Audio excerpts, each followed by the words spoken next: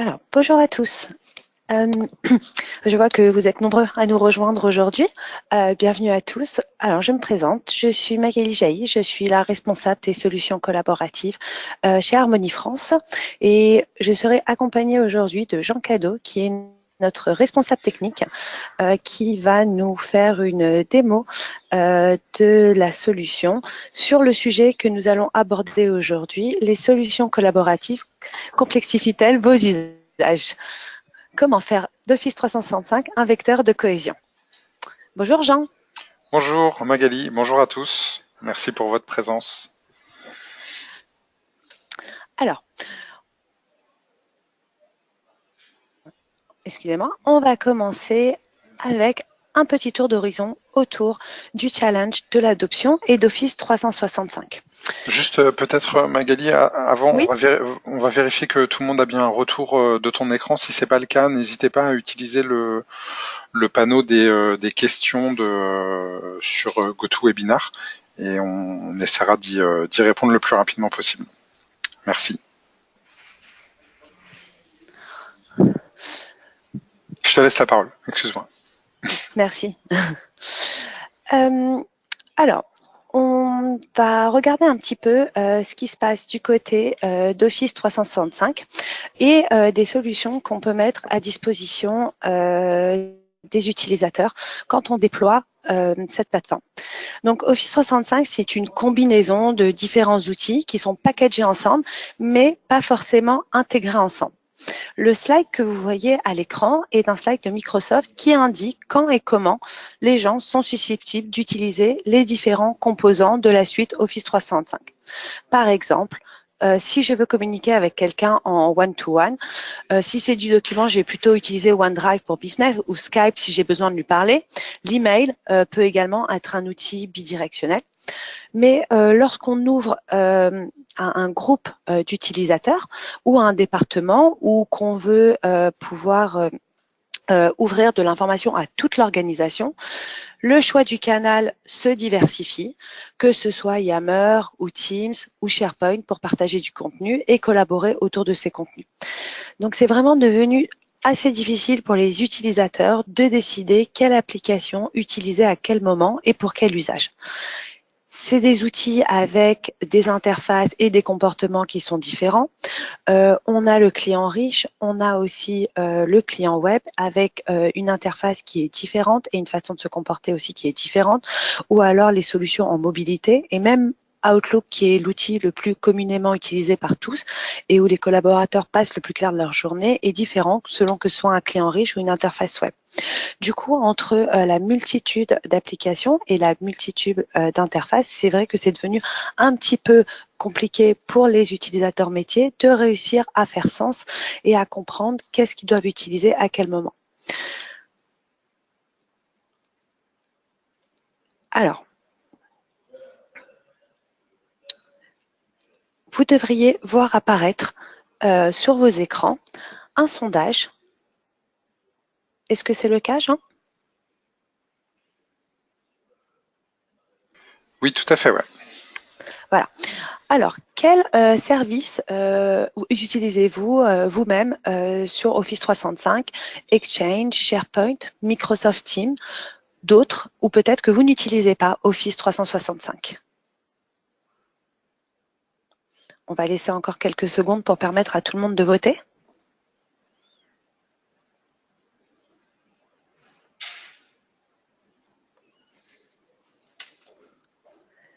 Très bien. 78% d'entre vous utilisent SharePoint Online. Donc, on va regarder un petit peu aussi quels sont les challenges avec l'adoption de SharePoint par les utilisateurs métiers. Si on pousse un petit peu plus loin sur la démographie, on va voir aussi que les habitudes de travail des utilisateurs se différencient par génération. Et la façon dont ils adoptent les nouvelles technologies, on se rend compte que lorsqu'il s'agit de travailler, communiquer, différentes générations ont développé différentes habitudes.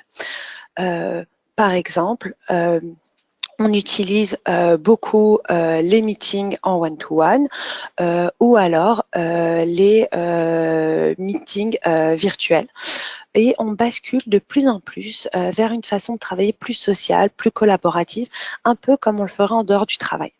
Beaucoup de personnes ont adopté, par exemple, Facebook, Twitter, mais malgré ces nouvelles façons de travailler, on va quand même venir privilégier les rencontres, la collaboration sur des espaces de travail, et ce, quelle que soit la génération. Souvent, ce qui va être privilégié aussi est les espaces comme les espaces collaboratifs, comme par exemple Microsoft Teams, qui est un exemple d'une nouvelle plateforme qui a été introduite par Microsoft sur Office 365. C'est un très bon canal pour communiquer, partager des contenus. Cependant, on y retrouve aussi des challenges. Pour que ce soit vraiment adopté efficacement, il faudrait que tous les collaborateurs choisissent d'utiliser ce canal.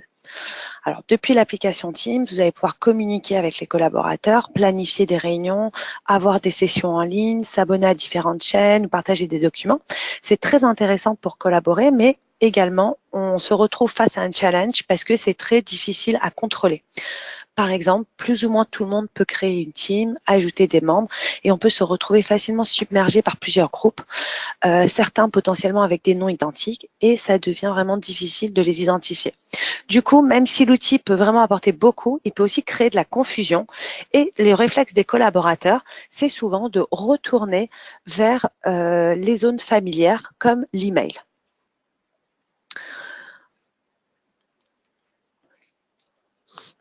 Aujourd'hui, on va regarder ce que peut apporter Harmony dans une approche simplifiée autour d'Office 365 et de SharePoint. D'abord, ce que va proposer Harmony, c'est de permettre aux utilisateurs de continuer à travailler, à collaborer depuis la zone de confort qui est Outlook. Ce qu'on va pouvoir faire, c'est venir utiliser tout l'écosystème collaboratif Microsoft complètement intégré dans un point d'entrée unique.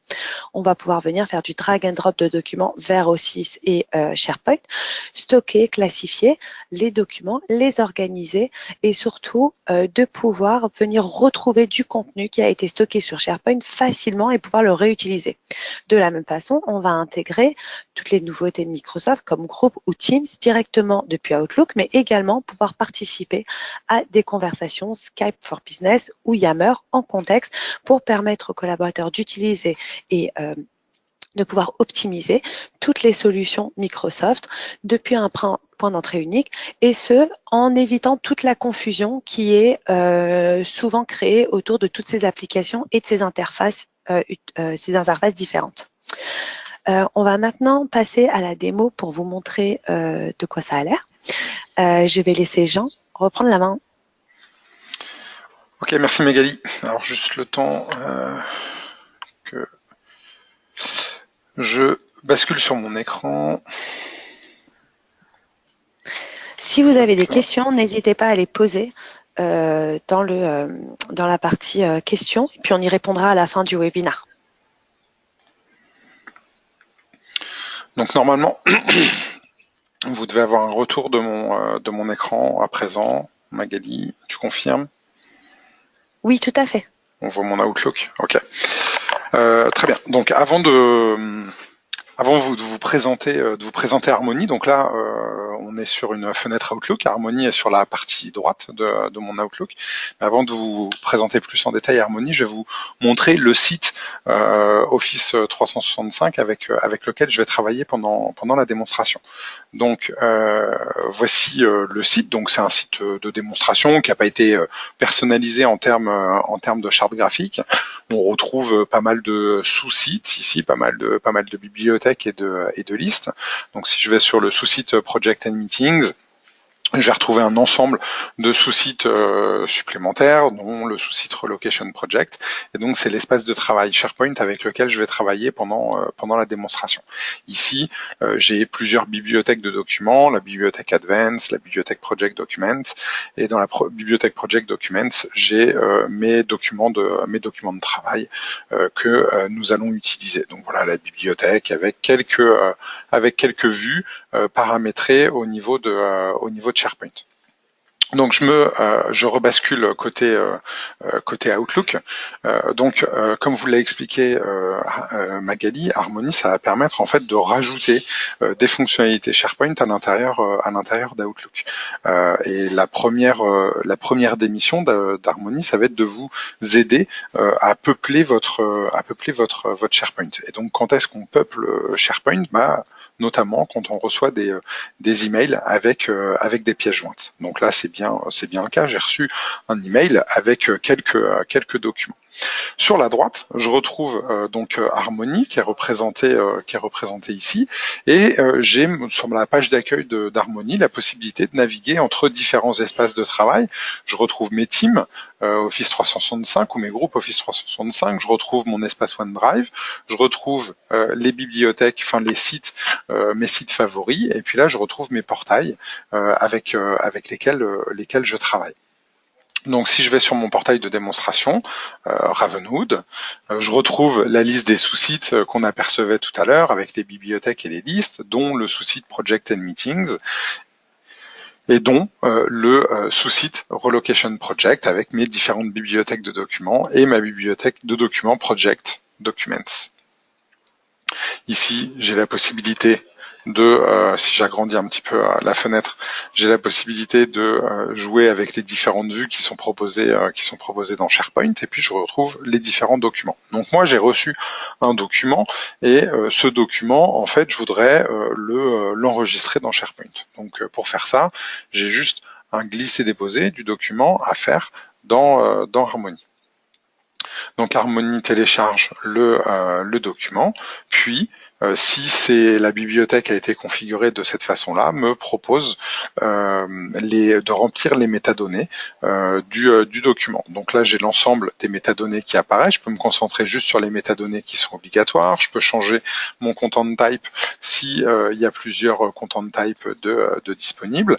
Et donc dans mon cas, je vais enregistrer le nom du contact et puis la zone pour ce document-là. Et donc là, j'ai accès à mes métadonnées gérées au niveau de SharePoint. Donc je choisis la zone OCLI et j'enregistre, et mon document se retrouve. Alors, si on a configuré SharePoint pour mettre des versions, enfin des commentaires aux versions, on va pouvoir retrouver le panneau de saisie de commentaires ici. Donc moi, je vais pas mettre de commentaires. Je retrouve mon document ici qui apparaît parmi la liste des documents. Je peux basculer sur une vue par zone. Et donc, je vais retrouver mes différentes zones, dont la zone OCLI avec le document que je viens de déposer. Si je rebascule dans SharePoint, ici, et que j'actualise la page, je devrais retrouver mon document, test de document, qui a été téléchargé il y a quelques secondes sur la zone OCLI et pour le contact John. Donc je suis bien en intégration directe avec SharePoint. Donc là, je vais plus rebasculer sur SharePoint. Maintenant, je vais tout faire depuis Harmony directement. Ce que j'ai fait avec un document, je peux le faire avec plusieurs. Donc par exemple, les deux pièces jointes qui sont ici, je vais pouvoir faire un glisser-déposer et les mettre dans ma fenêtre de navigation. Harmony télécharge les deux documents, puis va me proposer de mettre à jour les métadonnées pour ces deux documents à la fois. Donc je vais aussi les positionner dans la zone OCLI, puis positionner un contact name différent. J'enregistre. Je mets pas de commentaire à la version et j'ai mes deux documents qui apparaissent dans la zone OCLI. Le classement par groupe, comme ça, peut être assez intéressant puisque je vais pouvoir, par exemple, alors je peux récupérer aussi des documents qui sont pas forcément, dans Outlook, mais qui sont dans mon explorateur Windows. Donc là, j'affiche mon explorateur Windows et je peux aussi faire un glisser-déposer de mon document. Et donc, si je glisse le document sur la zone OCLI, en fait, la métadonnée Location Area ici sera automatiquement renseignée par la valeur sur laquelle j'ai déposé le document. Donc, j'enregistre. Donc voilà, avec Harmony, je vais pouvoir peupler plus facilement mon SharePoint. Quand je fais des traitements en lot sur plusieurs documents, ça peut être intéressant aussi de faire des modifications en lot sur les documents. Imaginons, tiens, voilà, je vois que ces documents, ils sont au statut in progress. Ces deux-là, il n'y a aucun statut. Je peux dire, bah, je vais modifier les propriétés de ces deux documents-là. Et pour le statut, je vais mettre que c'est à completed. Donc j'ai la possibilité de mettre à jour des propriétés sur plusieurs documents à la fois. Ah oui, non, c'était le proposal status que j'ai modifié. Donc ça peut être assez intéressant, ça peut vous permettre de faire des modifications sur les métadonnées sans forcément le faire depuis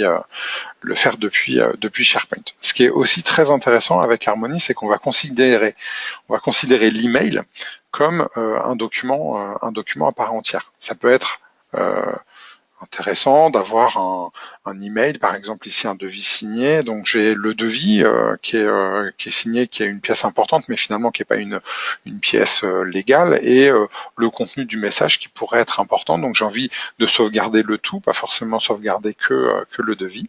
Donc je vais pouvoir faire un glisser-déposer de l'email. Donc là sur ma zone au CLI, et donc Harmony détecte que on a glissé-déposé un email et non pas un document. Donc du coup, il me propose la mise à jour de métadonnées différentes puisqu'il a appliqué un content type différent. Et donc je retrouve ma zone ici, mais Harmony a automatiquement fait du mapping avec le nom de l'auteur du mail, le nom du destinataire, le nom du sujet. Donc je vais enregistrer, et puis du coup, au niveau d'Outlook, je vais retrouver un petit message ici qui m'indique que cet email a été sauvegardé à tel endroit dans SharePoint.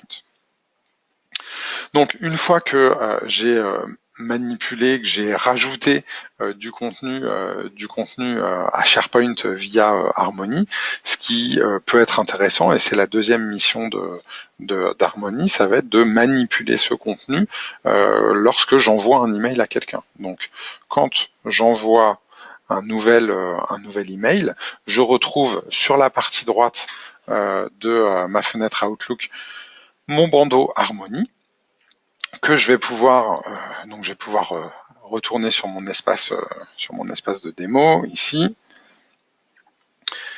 et je vais pouvoir aller chercher des documents et dire bah voilà, je voudrais envoyer un email qui contient tel document pour telle personne. Donc quand je fais un glisser-déposer du document depuis Harmony, par défaut, ça me met un lien vers le document. Si j'appuie sur la touche Alt en même temps que je fais mon glisser-déposer, ça attache le document de manière complète et non pas l'email. Donc en fonction de à qui j'écris, si je sais si la personne aura accès ou pas au document dans mon infrastructure, bah, du coup je vais pouvoir choisir si j'envoie l'email avec la pièce jointe ou si j'envoie juste un lien vers le document.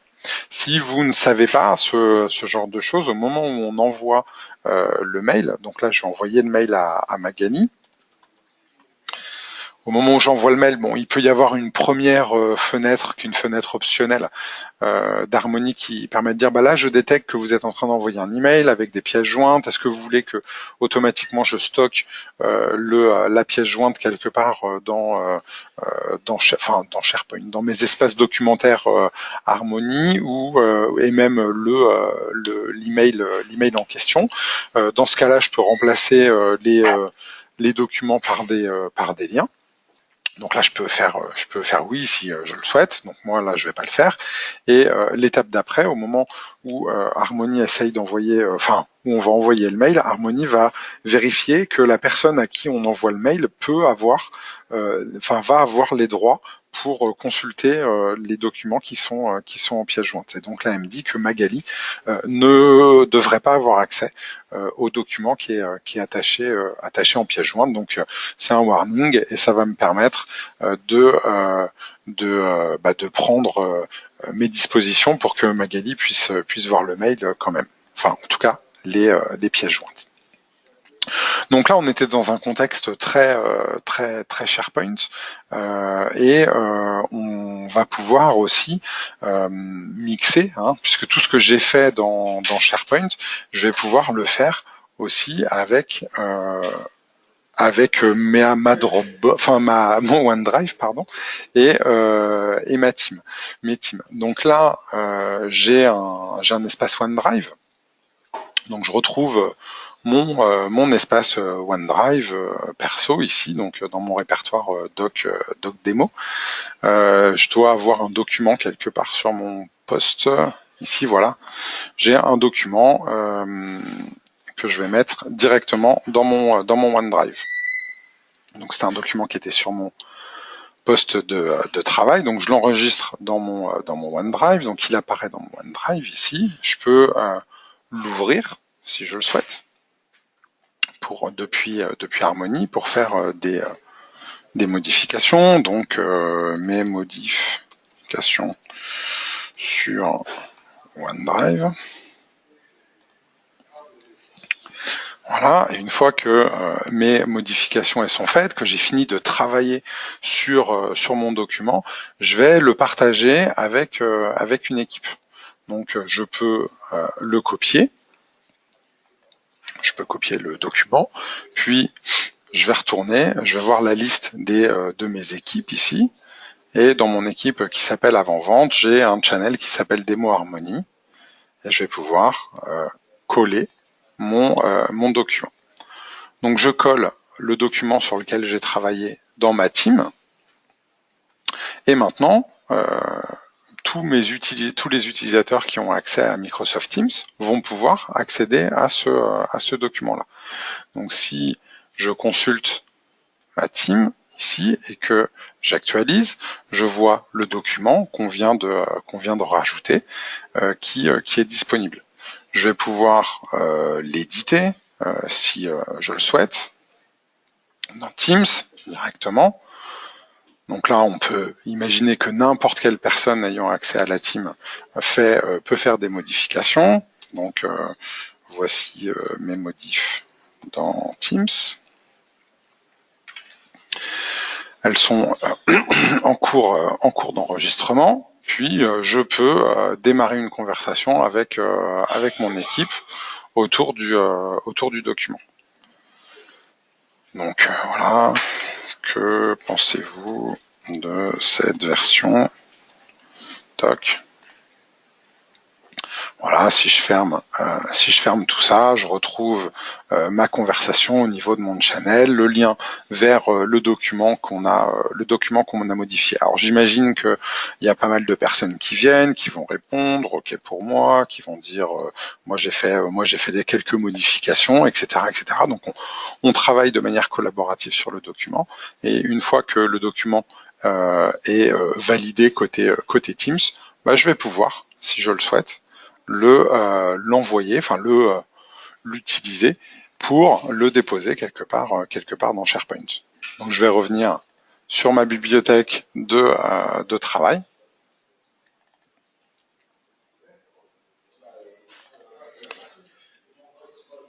Et puis je vais le déposer ici.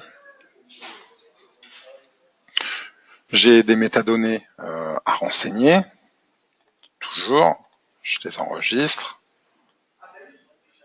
un commentaire de version éventuellement, et j'ai mon document qui est là, je peux afficher un aperçu si je le souhaite, et donc je vais voir le contenu du document qui a été construit de manière collaborative à la fois dans OneDrive, dans Teams, et qui est maintenant à dispo de tout le monde dans la bibliothèque SharePoint.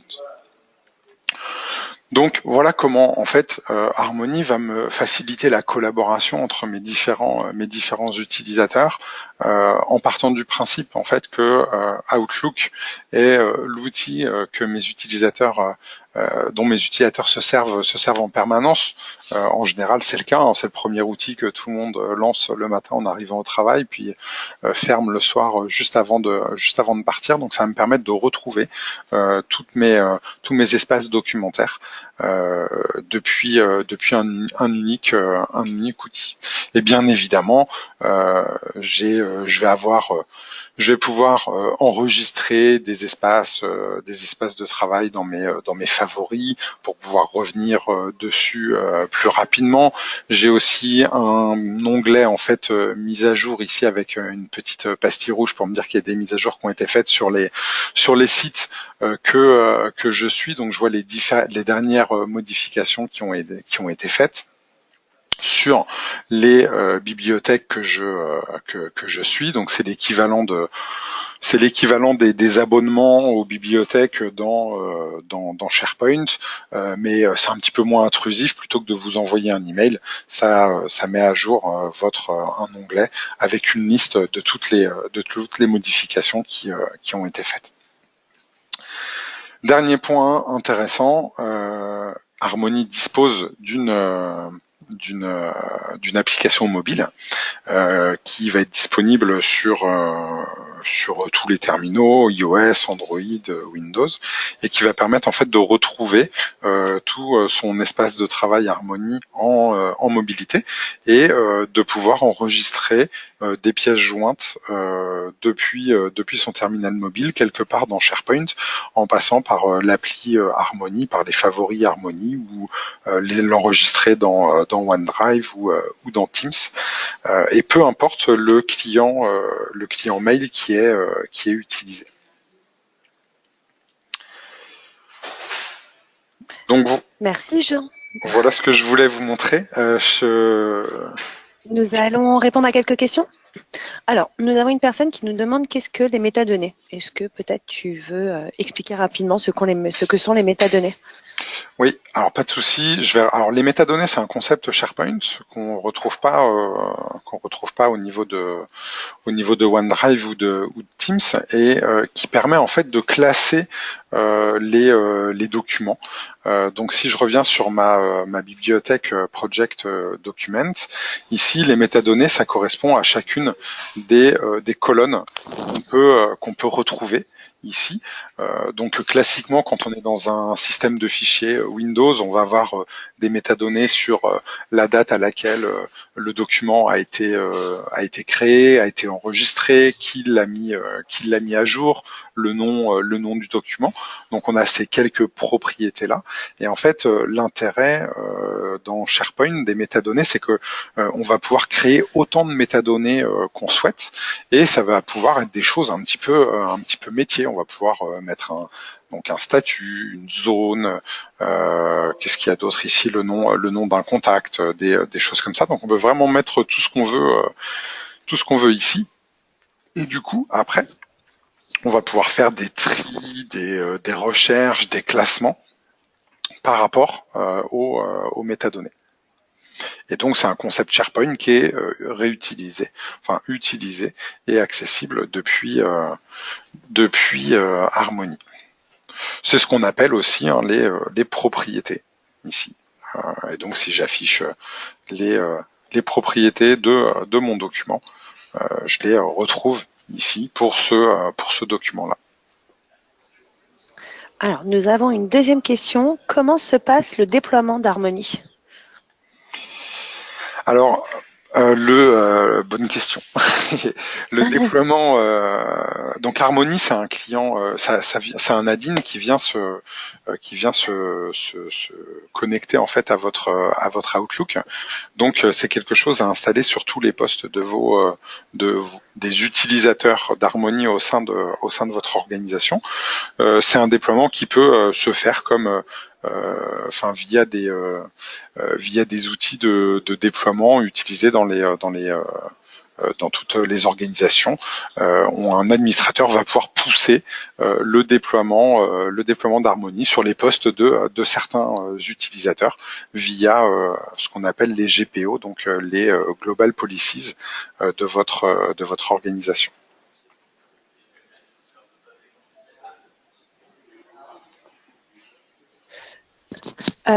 Autre question, existe-t-il une version pour OWA?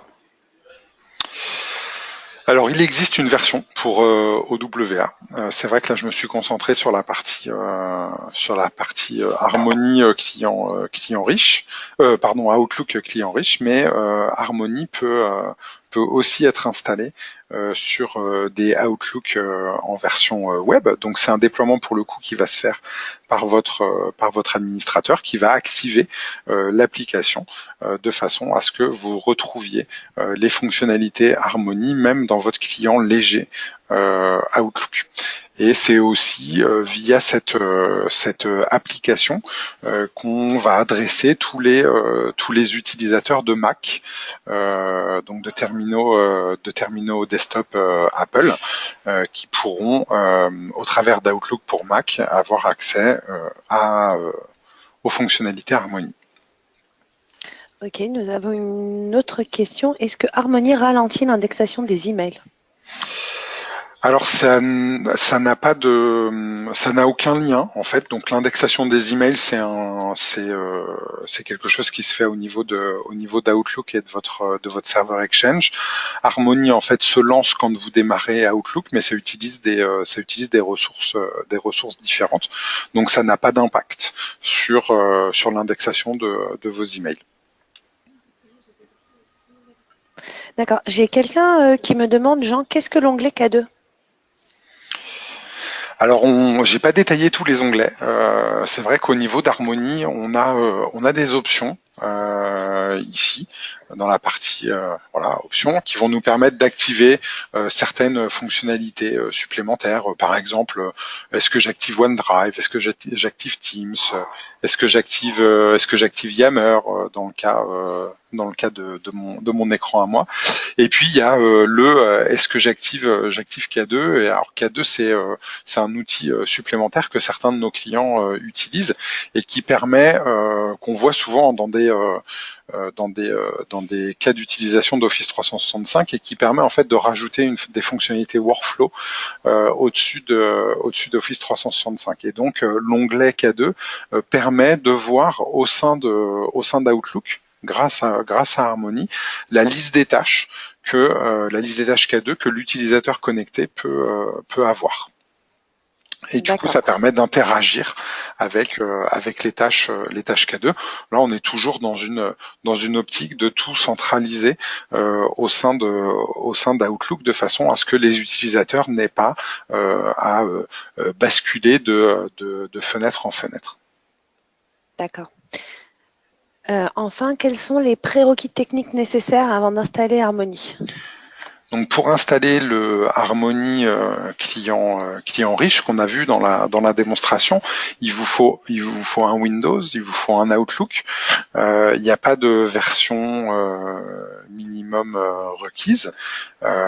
Et puis bien évidemment, pour que Harmony fonctionne, derrière, il vous faut à minima un espace SharePoint. Donc il faut que vous ayez un serveur SharePoint accessible, disponible quelque part, que vous allez pouvoir connecter à votre Harmony. Harmony n'est vraiment pas gourmand en termes de prérequis. Merci Jean. Alors, je vais juste lancer un dernier sondage que vous voyez s'afficher sur vos écrans. Alors, je sais pas, peut-être pas en fait, parce que comme c'est moi qui diffuse, si. Moi, je le vois, mais... Ok. Voilà, on va laisser un petit peu de temps aux personnes pour répondre.